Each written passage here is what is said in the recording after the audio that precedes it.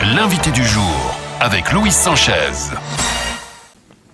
Mesdames et messieurs, bonjour. Nous avons le plaisir de recevoir aujourd'hui une personnalité de notre département, Monsieur Louis Alliot. Monsieur Alliot, bonjour. Bonjour. Comment allez-vous? Très bien. Bonjour à tous vos auditeurs. Et j'en profite pour leur souhaiter tous mes vœux pour cette nouvelle année, en espérant que 2016 ne soit pas malheureusement tout ce qu'on a pu connaître en 2015.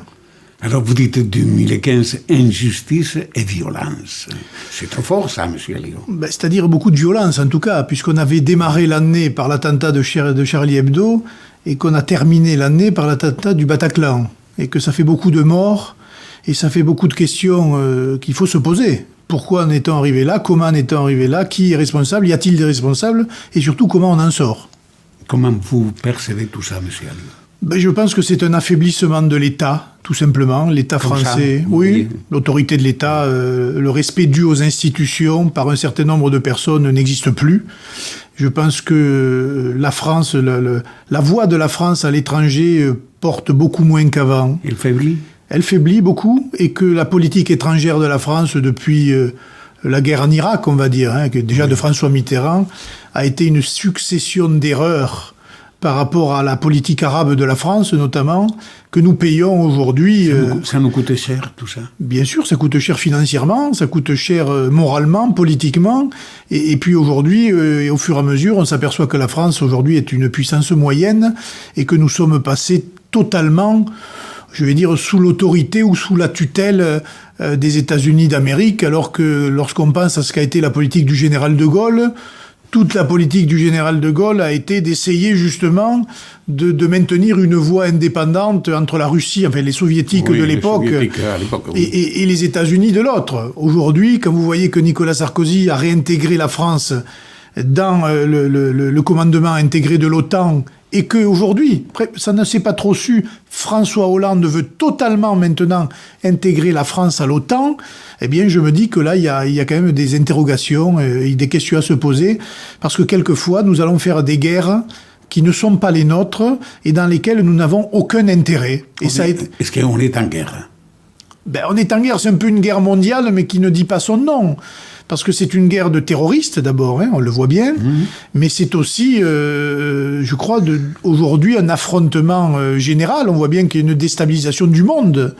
Et que dans cette déstabilisation, quelquefois, je pense à l'Afghanistan, je pense à la guerre en Irak, sur des mensonges, on fait des guerres qui ont des répercussions sur notre propre territoire. Et là, qu'on le veuille ou non, il faut quand même mettre un lien direct entre les guerres, la politique étrangère de la France et une partie de la population d'origine immigrée, maghrébine, musulmane, qui, pour une petite partie d'entre elles, il faut quand même le noter, réagit très mal à la position de la France. Bon, on va laisser 2015, quand même, c'est pas très gai, tout ça que vous nous racontez.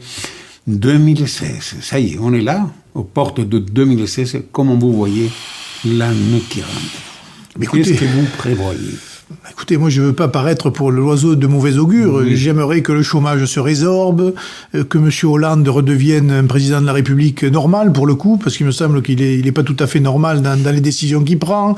J'aimerais que l'opposition joue son rôle d'opposition. J'aimerais que l'Europe défende ses intérêts plutôt que n'accepte les dictats de puissances étrangères. Bref, je pense que 2016... est une année évidemment charnière puisqu'elle prépare les élections présidentielles et législatives de 2017. Mais pour être tout à fait honnête... Présidentielle, c'est 2017. 17. Oui. C'est mai 2017. Ah oui. Et les élections législatives. Mais j'espère, moi, pour notre pays, pour la France, évidemment, une amélioration des conditions de l'économie, du chômage, un avenir pour notre jeunesse, et puis surtout une sécurité pour tous.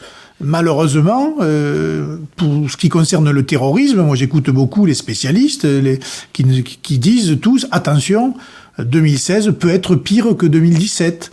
Donc si vous voulez, il ne faut pas baisser la garde. Quand j'entends, moi, certains politiques dire « l'état d'urgence, ça suffit, il n'y en a plus besoin », ou « la déchéance de nationalité, ça ne sert à rien », tout ça, il faut faire attention. Voilà, parce qu'il y a encore chez nous des gens qui veulent passer à l'acte et qui veulent tuer des Français. Donc je ne vois pas pourquoi l'état d'urgence ne serait pas maintenu et pourquoi sur des lois comme la déchéance de nationalité... Vous étiez pour la déchéance? Mais écoutez, moi d'abord, je sais que ça va peut-être choquer, moi je suis contre la double nationalité. Voilà. Je pense qu'on peut vivre avec sa nationalité d'origine en France en paix. On peut être de nationalité. Moi, j'ai de la famille en Australie, par exemple. Mais attendez, des Algériens, des Marocains ou d'autres qui viennent, ils ont la nationalité de son pays. Ils ne sont pas français. Mais c'est-à-dire que leur pays, d'abord, leur interdit la double nationalité. Il faut savoir que quand vous êtes marocain, oui, elle ne reconnaît pas une autre nationalité que la nationalité marocaine. Mais par contre, la France, elle accepte les binationaux. Ah, c'est la France qui accepte. C'est la France qui accepte la binationalité. Donc, est-ce qu'ils votent? Certains votent, oui. Dans les deux pays, d'ailleurs. Ce qui pose un problème. Il y en a qui votent pour M. Bouteflika en Algérie et qui votent en France, la plupart du temps, pour le Parti Socialiste, d'ailleurs. Mais bon, voilà, ça pose un problème. Mais la déchéance de nationalité, à partir du moment où vous avez des actions contre votre pays, contre les intérêts du pays dans lequel vous vivez, que vous avez de la haine pour le pays dans lequel vous vivez, que vous passez à l'acte en tuant des compatriotes, eh bien, il n'est pas anormal qu'on vous enlève la nationalité française. En tout cas, moi, ça me paraît d'une logique implacable, et je me demande même comment les socialistes peuvent défendre autre chose que cette déchéance de nationalité. On va faire une petite pause et on revient sur tout ça, hein, monsieur Alliot?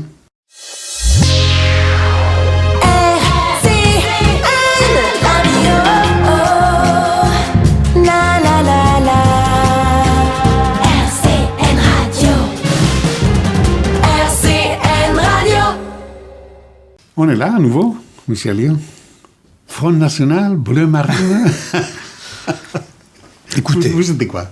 Écoutez, on est les deux, on est Front National, Rassemblement Bleu Marine. Pourquoi Bleu Marine? Parce qu'il y en a qui trouvent que Front National ne correspond pas tout à fait à ce qu'ils pensent et ils se reconnaissent plus dans la démarche d'ouverture que Marine a initiée il y a déjà maintenant 3 ans. Bon, mais d'un autre côté, Rassemblement Bleu Marine est un label. La structure politique, c'est le Front National. C'est pas une partie? C'est pas un parti, le Rassemblement. Mais ça marche plutôt pas mal. Regardez, aux européennes, on a été le premier parti. Au départemental, on a été le premier parti. Et au régional, on a été le premier parti. Donc, je veux dire, c'est quelque chose qui fonctionne assez bien. Mais il faut aller évidemment plus loin. Parce qu'on fait beaucoup de voix. Il y a des gens qui nous soutiennent. Mais nos adversaires, systématiquement, se tiennent la main entre la droite et la gauche pour nous barrer le passage. C'est ça. C'est ce à quoi il faut travailler maintenant. Vous êtes un homme du Sud. Vous visez la mairie de Perpignan, monsieur Alliot. Oh, bien sûr. Là, je pense que cette mairie est à portée de main pour peu qu'on s'en occupe sérieusement. C'est quand la mairie? Oh, c'est loin. C'est dans 4 ans maintenant, vous savez. Donc on a 2020. Oui, c'est très loin. Donc, loin. Mais ça se prépare maintenant.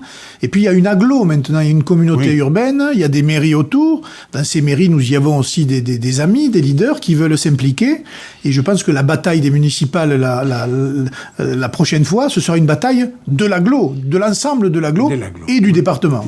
Et comment vous voyez cette nébuleuse de la mairie, l'agglo, tout ça? Comment ça fonctionne? Parce justement, qu'on ne le sait pas. Exactement. Il faut clarifier les compétences et savoir ce que fait l'agglo, ce que font les maires, ce que fait le département, ce que fait la région. Vous savez, nous, on était pour une simplification. L'État, la nation, le département, qui est l'héritage quand même de la Révolution française, et les communes. Aujourd'hui, vous avez l'Europe, la nation, les départements, les régions, les communautés d'agglo, les communautés urbaines, les communes... Bon, bref. Et les communes... On se perd. Une chatte n'y retrouverait pas ses petits. Il faut de la simplification, mais ça, c'est un projet que seul un président de la République digne de ce nom pourrait initier. Il faut donc faire avec les structures que nous avons. Et les structures, c'est celle de la mairie de la communauté urbaine. Et il faut que les citoyens sachent ce que fait la communauté urbaine et ce que fait la mairie. C'est en train, si vous voulez, d'être rénové aujourd'hui. Si vous arrivez quand même, il y a des dossiers énormes. L'archipel, les Carançons, je ne sais pas combien de choses il y en a, la passerelle. Paraît-il que s'il y a la Tramontane, il ne fonctionne pas. Est-ce que c'est vrai, ça? Écoutez, on nous a dit que non. Au départ, ça a été un peu l'architecte a dit et l'ingénieur a dit que c'était pas vrai. On verra bien à l'usage. Mais c'est vrai qu'il y a eu beaucoup d'équipements faits à Perpignan, en dépit du bon sens, ou quelquefois qui ont amputé les finances communales d'une manière assez importante. Le théâtre L'Archipel, c'est 48 millions d'euros la construction, mais à terme, ça coûtera 100 millions d'euros. Et ça, c'est l'héritage de M. Alduy. Et dans cet héritage de M. Alduy, Alduy, Jean-Paul, hein. Oui, Pas le père Paul Alduy, c'était quand même une autre dimension. Jean-Paul Alduy, qui on peut dire a été à l'origine de la ruine de Perpignan, et l'équipe en place aujourd'hui est un peu son héritière. Alors on voit bien qu'ils sont gênés avec cet héritage-là, mais qu'ils l'ont cautionné, qu'ils ont voté pour, et ça leur pose des problèmes. Je pense qu'il faut sortir de ce système-là. Sortir de ce système, c'est l'exemple du cadran solaire sur le rond-point à la sortie de l'autoroute, 300 000 €, mais de plein d'autres choses. Regardez le centre du monde. La gare TGV. Et la gare, qu'est-ce qui devient tout ça? Je ne sais pas. Mais si vous arrivez à l'Amérique, qu'est-ce que vous allez faire? Il faut, je pense, rassurer les investisseurs, parce que c'est lourd. Les entreprises, les commerçants, celles qui créent la richesse dans notre ville et notre département. On apprend aujourd'hui encore qu'une société qui fait de la boulangerie industrielle est en grande difficulté, et vous apprenez que les investisseurs ne trouvent pas de terrain pour implanter d'autres activités liées à cette activité principale. Mais c'est quand même incroyable avec tous les terrains que nous avons, toutes les zones artisanales, commerciales, bref. Je pense qu'on manque d'ambition et que les politiques ici sont usés, que le système est un peu sclérosé et que la bataille qui a été menée entre le Parti socialiste et le Parti communiste et les Verts et l'UMP de l'autre côté a totalement ruiné la crédibilité des politiques dans ce département. C'est pour ça d'ailleurs que je fais aujourd'hui beaucoup de voix dans ce département, que je passe comme une alternative crédible et que j'espère demain je pourrai gagner les élections pour redonner un peu espoir à la population. Monsieur Elios, que vous avez la force pour affronter tout ça. Écoutez, j'ai 46 ans, je suis pas quand même très vieux, je pense avoir je pense avoir quelques compétences, oui, et puis quand on veut, on peut le faire.